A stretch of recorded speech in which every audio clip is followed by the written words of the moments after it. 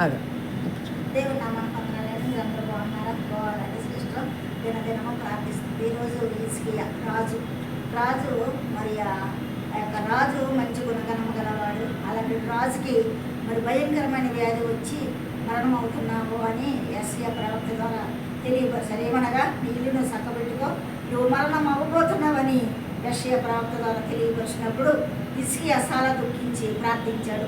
ఆ ప్రార్థన ఎవరితోనూ చెప్పుకోలేదు, ఆయన వ్యాధి గురించి బాధ గురించి. కానీ గోడ వైపు తిరిగి, ప్రభా నేను చేసిన మంచి కార్యాలను జ్ఞాపకం చేసుకో, నేను సత్యమైనటువంటి గొప్ప కార్యాలు చేశానయ్యా, నన్ను జ్ఞాపకం చేసుకొని మరి ప్రార్థించినప్పుడు హిజ్కియా ప్రార్థన ఆలకించి మరి 15 సంవత్సరాల ఆయుస్సు పొడిగించాడు. అదే రీతిగా హన్నా కూడా ఆయన సన్నిధిలోకి వెళ్ళి మూలుగుతూ ప్రార్థించినప్పుడు హన్నా ప్రార్థన కూడా ఆలకించి గర్భఫలం దయచేసి చక్కటి ప్రవక్త సమూయేలును అనుగ్రహించాడు. మరి నీ ప్రార్థన నా ప్రార్థన అలాగుంది. మన మొదటి స్థానం దేవునికి ఇస్తున్నామా? మన మొదటి ప్రేమ దేవునికి ఇస్తున్నామా?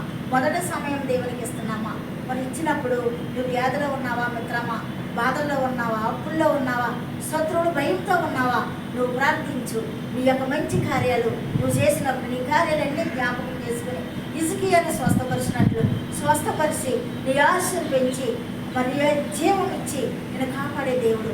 హిజ్కియాకు చేసిన ఉపకారం నీకు నాకు కూడా చేసే దేవుడు కాబట్టి మనం హిజ్కియాలాగా ప్రార్థిద్దాం, కన్నీరు ప్రార్థించేద్దాం.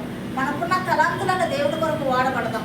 ఎందుకనగా మనము ఏ పని చేసినా, మంచి పని చేసినా ఆ పనిని దేవుడు ఆయన జీవగ్రంథంలో రాసుకుంటాడు. కాబట్టి ఆ పనిని మనం కష్టాల్లో ఉన్నప్పుడు, మన వ్యాధుల్లో ఉన్నప్పుడు మనం చేసిన మంచి క్రియలను జ్ఞాపకం చేసుకుని మనకి దేవుడు ఉపకారం చేస్తాడు కాబట్టి, మేలు చేస్తాడు కాబట్టి మనము నిండు వలని గురువు వారిని ప్రేమించిన వారిని పట్ల మనము మేలు చేద్దాం. ఈ వాక్యం దేవుడు దీవించుగాక.